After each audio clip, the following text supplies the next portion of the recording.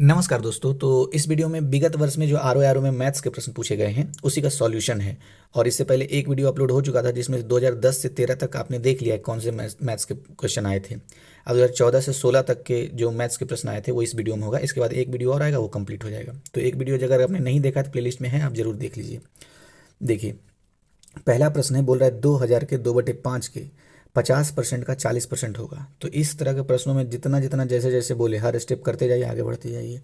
बोला 2000 का 2/5, तो 5 चौके 20 और डबल जीरो है, 400 आ गया। 4 गुने 2 यानी 800 आ गया। तो इतना तक का कैलकुलेशन हमने कर लिया। इतना तक कैलकुलेशन करेंगे तो 800 आ जाएगा। ठीक है। अब बोल रहा है के 50%, तो 800 का 50% कितना होगा, यानी 1/2 यानी 400 हो जाएगा। का 40%, 400 का 40% निकालेंगे तो 160 आएगा। कैसे, 400 का 10% 40 हुआ, और 20% हो जाएगा 80, अब फिर 40% हो जाएगा 160। तो वही 160 विकल्प डी में है, तो इसका आंसर विकल्प डी हो गया। ठीक है। वैसे एक तरीका यहाँ पर भी समझाया गया है, बात वही है, मैंने सिर्फ एक लाइन में बोला। देखिए नेक्स्ट क्या है, 9/13, 17/26, 28/29 और 33/52 में सबसे बड़ा भिन्न है। तो सबसे बड़ा भिन्न वही होता है, आपको पता है ना, भिन्न में एक अंश होता है, एक हर होता है। तो हर नीचे वाले को बोलते हैं, जिसको अंग्रेजी में डिनोमिनेटर कहते हैं, और अंश ऊपर वाले को बोलते हैं, जिसको अंग्रेजी में न्यूमरेटर कहते हैं। तो जिसका न्यूमरेटर यानी कि अंश बड़ा होता है वही भिन्न बड़ा होता है। लेकिन इसके लिए एक शर्त है। क्या शर्त है, डिनोमिनेटर सबका सेम करना पड़ेगा आपको। अगर क्वेश्चन में सेम है ऑलरेडी, तो जिसका सबसे बड़ा है अंश यानी कि न्यूमरेटर, वो सबसे बड़ा भिन्न हो जाएगा। लेकिन अगर सेम नहीं है तो आपको सेम करना पड़ेगा। तो ये महत्वपूर्ण है कि सेम करने कैसे किया जाता है। तो देखिए, सेम करने के लिए सबसे पहला स्टेप को आपको पता क्या लेना पड़ेगा, एलसीएम करना होगा। जब आप एलसीएम करेंगे तो कुल मिला करके आ जाएगा आपका 156 यानी 156। अब आपको दिमाग लगाइए कि 13 को कितना से मल्टीप्लाई करेंगे तब 156 आ जाएगा। तो जब आप दिमाग लगाएंगे तो पता क्या दिमाग लगेगा, अच्छा 9 से मल्टीप्लाई करेंगे तो 156 आ जाएगा। तो 9 से मल्टीप्लाई किए 13 को तो 156 आ गया। तो फिर 12 से भी जो ऊपर में था न्यूमरेटर 9 से मल्टीप्लाई करना पड़ेगा, तब जाके इक्वल हुआ। फिर नीचे में 26 जो है, तो उसको देखना होगा कि कितने से मल्टीप्लाई करें तो 156 आएगा। तो 6 से, तो ऊपर वाले से भी 6 से। सिमिलरली आपको इधर भी करना पड़ेगा। जो 39 है तो आप 4 से मल्टीप्लाई करेंगे तो 156 आ जाएगा। 52 है तो 3 से मल्टीप्लाई करेंगे तो 156 आ जाएगा। और जितना नीचे से मल्टीप्लाई करना है उतना ऊपर से मल्टीप्लाई करना है। और जब आप ऐसा मल्टीप्लाई करते हैं तो आपको पता है क्या देखना है। अब सबसे देखिए, अब नीचे सेम हो गया। अब सबसे बड़ा जिसका अंश है यानी न्यूमरेटर है वही सबसे बड़ा भिन्न हो जाएगा। तो जब इस दृष्टि से हम देखेंगे तो ये सी नंबर वाला, मतलब जो तीसरा नंबर वाला है, 112 सबसे बड़ा है। तो आप देखिए कि 112 जो सबसे बड़ा आया है वो किसका था, सी तीसरा नंबर 28/29 यानी 28/29। तो विकल्प सी में है, यही आंसर हो गया। नेक्स्ट देखते हैं, एक दो बार प्रैक्टिस कीजिएगा, आ जाएगा। एक ही क्वेश्चन को 2-3 बार बना लीजिए ना तो कंसेप्ट क्लियर हो जाएगा। नेक्स्ट है, निम्नलिखित में से कौन सा समूह अन्य से भिन्न है। तो अन्य से भिन्न तो विकल्प बी है, लेकिन महत्वपूर्ण आंसर नहीं है। महत्वपूर्ण ये है कि आंसर तक पहुंचा कैसे गया। गौर से देखिए, 3, 11, 13, 17 समझ में आ ही गया होगा कि सिर्फ ओड नंबर है यहाँ पर, और अभाज्य नंबर भी है दरअसल। 3, 5, 41, 47 इसमें भी अभाज्य और ओड नंबर है। ओड नंबर मतलब विषम नंबर, एक तरीके से जो कटे ना। फिर है 3, 7, 17 और 71, 71। लेकिन इसको आप जब देखेंगे तो इसमें आपको दो इवन नंबर मिलेगा, 14 और 18। ठीक है, जो विभाज्य भी है, यानी मतलब भाज्य होगा, उसका विभाजन हो सकता है। यही तर्क इसकी व्याख्या में भी दिया हुआ है, कोई दूसरा तर्क नहीं है। नेक्स्ट, 100 को विभाजित करने वाली प्राकृतिक संख्याओं का योग बताना है। योग का मतलब तो जोड़ होता है, यानी ऐड बोलते हैं इसको अंग्रेजी में, एडिशन या ऐड। तो प्राकृतिक विभाजित करने, सॉरी 100 को विभाजित करने वाली प्राकृतिक संख्या ज्ञात कैसे करेंगे, यही तो मेन मुद्दा है। देखिए, ज्ञात करने के लिए उल्टा से काउंट कीजिए।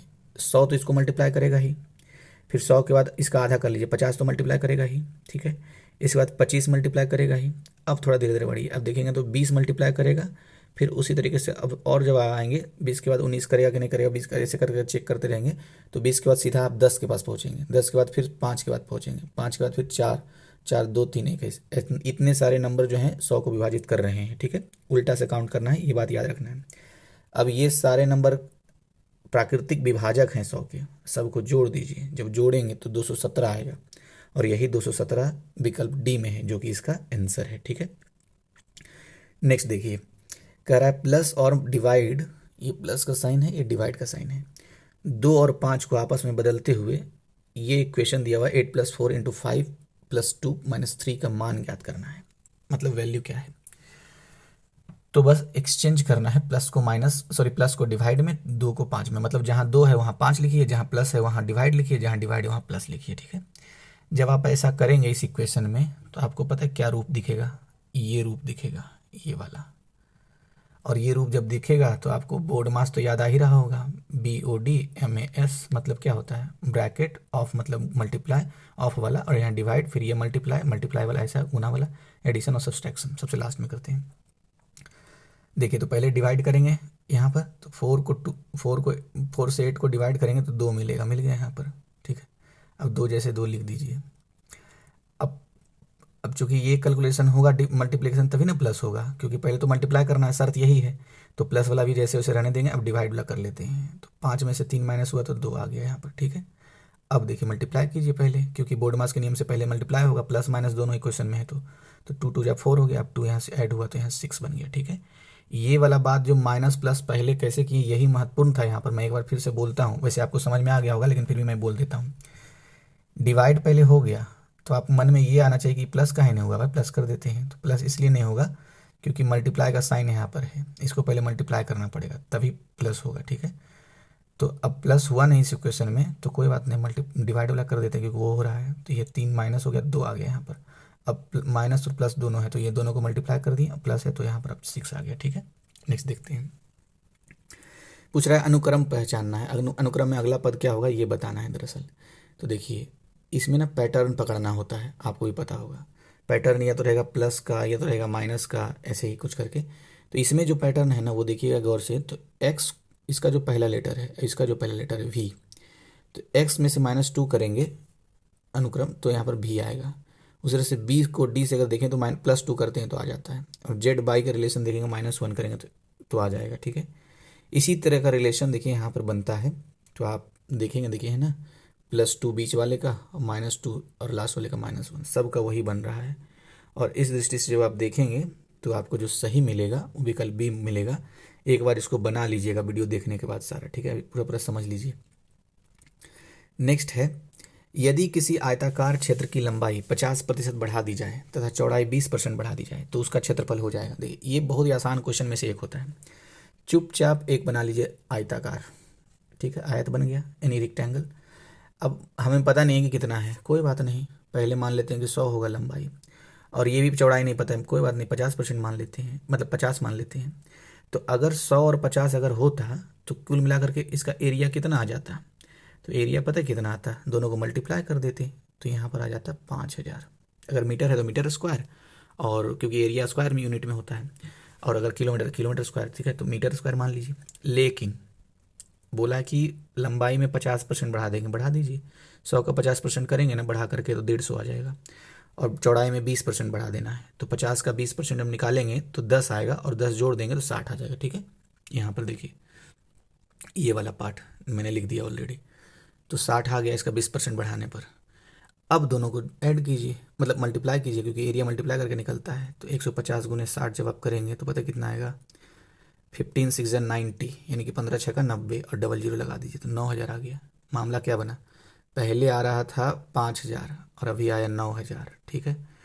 तो पहले 5000 आ रहा था, 3 0 कैंसिल हो गया, 9/5 आ गया, क्योंकि कटेगा नहीं आपस में, इसलिए विकल्प सी इसका सही आंसर हो गया, ठीक है। बाद में जो आया उसको ऊपर रखिए और पहले जो आया था उसको नीचे। नेक्स्ट, अब यहाँ एक्स मान के बनाया है तो मुझे थोड़ा ये जटिल लग रहा था, तो मैंने जो कंसेप्चुअली सोच करके मैंने बनाया वो आपको बता दिया हूँ। अब आपकी मर्जी, दोनों में से जो अपनाना है अपना लीजिए, वही अपनाइए जो आपके दिमाग पे चढ़ता है। नेक्स्ट, यदि 5 10 और 15 तथा x का औसत 20 है तो x का मान बताइए। ये भी देखिए आसान क्वेश्चन में से है, कुछ नहीं करना है। देखिए 1 2 3 4, औसत क्या होता है, जितना है सबको ऐड करके और जितना नंबर है उसको नीचे डिवाइड कर देते हैं, वही औसत होता है। तो कुल मिला के 4 है यहाँ पर, ठीक है। ये बात अलग है, एक्स का वैल्यू मुझे पता नहीं है, ये वेरिएबल है, अभी कांस्टेंट नहीं पता है ये। यहीं पे जोड़ दीजिए, 5 और 10 15 हो गया, 15 15 30, 30 प्लस एक्स, ठीक है। 30 प्लस एक्स और औसत बोल दिया है कि 20 है। तो 30 प्लस एक्स, इसमें क्रम कितने हैं, तो 4 है कुल मिलाकर के। तो 30 प्लस एक्स यहाँ पर 4 आ गया, ठीक है।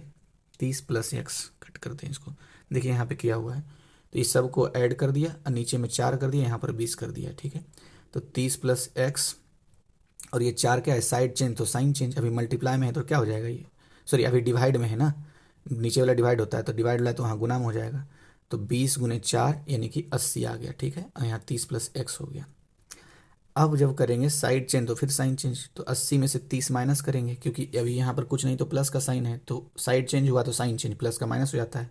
तो 80 - 30 हो गया, तो 50। तो एक्स का वैल्यू क्या आया, 50। कौन से ऑप्शन में है, विकल्प डी में है, ठीक है। तो ये बात ध्यान रखना है। नेक्स्ट, अच्छा ये 2015 का समाप्त हो, 2000 कितना था, 14 का था, समाप्त हो गया। अब 2015 में तो एग्जाम हुआ नहीं, 16 का एग्जाम हुआ है। तो देखिए क्या है, ये देखिए इसमें और आसान आसान क्वेश्चन है। सबसे पहला जो लिखा हुआ है 1 मिक्स्ड 1/2, 11 मिक्स्ड 1/2, 111 मिक्स 1/2, और इतना फिर 1111 मिक्स्ड 1/2 था, है इसका, ठीक है। इसके बराबर क्या होगा, तो इसका तो आप और भी तरीके हैं, लेकिन जो मुझे कंसेप्चुअली सोचने पर, इमेजिन करने पर समझ में आता है। देखिए ये 1/1 मिक्स्ड 1/2 जो लिखा है, ये 1.5 नहीं है क्या, रुपये में देखिए 1.5 रुपये है ना ये कुल मिला करके। और 11 मिक्स्ड 1/2 लिखा हुआ है, तो क्या 11.5 रुपया नहीं है क्या ये, तो 11.5 रुपया होगा ये, मान लीजिए ऐसे। तो 1.5 रुपया और 11.5 रुपया, मतलब कि 1.5 रुपीज़, 11.5 रुपीज़, ठीक है। इसको जब आप ऐड करेंगे कितना आ गया, तो आ गया आपका 13 रुपये, ठीक है। तो इतना दोनों को ऐड कर रहे हैं तो 13 रुपये आ रहा है। अब ये 111 रुपये है, अब ये 1111 11.5 रुपया है। तो देखिए 1,111.5 और 111.5, इन सबको जब आप ऐड करेंगे, यहाँ 0 आ गया, यहाँ 2, यहाँ भी 2, यहाँ भी 2, और यहाँ पर 1, तो 1200 कितना हो गया, 1222 रुपये। तो 1222 रुपया और 13 रुपया, तो जोड़ेंगे कितना होगा, 5 और 3 और 2, यानी कुल मिलाकर के कितना हो रहा है, कुल मिलाकर के हो रहा है 36, ठीक है। 36 हो रहा है, और आधा आधा ये भी तो जुड़ेगा ना, तो 36 हो गया कुल। देखिए यहाँ पर मैंने जोड़ा है, यहाँ पर इस तरह से 1236 आ रहा है, 1236 यहाँ पर आंसर होगा। ये 4 बार 1 कैसे आया है वो समझने वाली बात है। इसको इससे जोड़ दीजिए और आधा आधा अलग से जोड़ दीजिए कुल मिला करके, तो ऐसे भी आप बना सकते हैं। देखिए आधा आधा आधा 4 है, तो 2 रुपये तो यही हो गया, बस 1 और 11 और 111 और 1,111, इस सबको जोड़ देंगे तो कुल मिला करके आपका आंसर आ जाएगा 1236। आप जोड़ के देखिएगा, तो विकल्प ए इसका सही आंसर है। वैसे यहाँ पर भी कुछ अलग तरीके से बनाया है, तो आप ऐसे भी बना सकते हैं, नहीं तो मुझे तो सीधा सीधा समझ में आ रहा है, उस तरह से रुपये सोच करके बनाइए तो जल्दी बन जाएगा। नेक्स्ट, यदि 3 × 4 = 1609 है, ठीक है। तो करना क्या है, अच्छा और बोल रहा है फिर 5 × 6 = 3625 है, और 1 × 2 = 401 है। तो कुल मिला करके, मैं हिंदी इंग्लिश सभी मिला करके गच पच करके बोल दिया, कोई बात नहीं। देखिए ये तीनों जो इक्वेशन दिया हुआ है, अब आपको बताना है कि 4 × 7 बराबर क्या होगा। ये सारे इक्वेशन दिए हुए हैं, तो कैसे निकालेंगे 4 × 7 बराबर क्या होगा। देखिए इसमें जो दिख रहा है ना वो दरअसल है नहीं, ये 3 × 4 नहीं, ये 3 पे स्क्वायर है और 4 पे स्क्वायर है, लेकिन 4 वाला जो बाद वाला है उसको स्क्वायर को पहले लिखा गया। 4 का स्क्वायर क्या होता है, 16 होता है, 3 का स्क्वायर 9 होता है, तो 0 ने यहाँ लास्ट में लिखा गया है। फिर देखिए इसका बाद वाला, देखिए ये 6 का स्क्वायर 36, यानी बाद वाले का स्क्वायर पहले लिख दिया, और 5 का स्क्वायर 25 होता है, उसको बाद में लिखा है। फिर यहाँ पर 1 × 2 है, तो ये 2 का स्क्वायर 4 होता है तो पहले लिख दिया, 1 का स्क्वायर 1 होता है तो 0 1 यहाँ पर लिख दिया है, ठीक है। उसी तरीके से 4 × 7 क्या हो जाएगा, तो 7 का स्क्वायर क्या होता है 49, क्योंकि बाद वाले को पहले लिखा जा रहा है, और 4 का स्क्वायर क्या होगा 16, तो पहले वाले को बाद में लिखा जा रहा है, तो फिर 49 16 कहाँ पर है, तो ये आपको विकल्प डी में देखिए मिल रहा है, तो विकल्प डी इसका सही आंसर हो गया, है ना इजी।